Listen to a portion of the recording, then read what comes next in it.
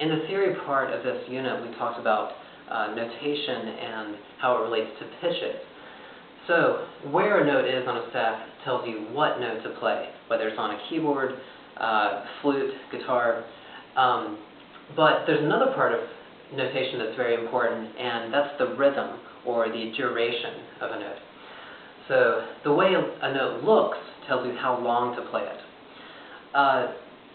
The first note value that we'll talk about is a whole note. And a whole note is simply this oval right here.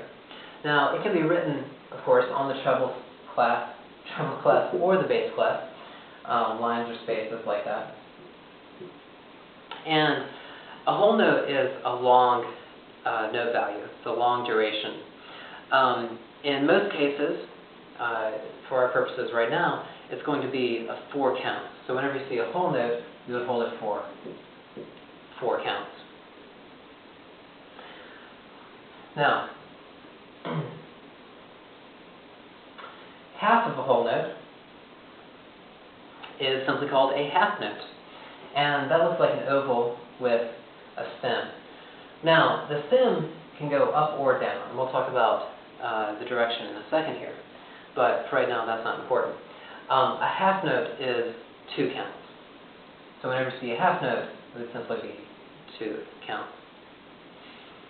Now, half of a half note is called a quarter note. And a quarter note is a filled-in oval with a stem. And again, the stem can go up or down. But whenever you see a quarter note, it's going to be 1 count, like that. So,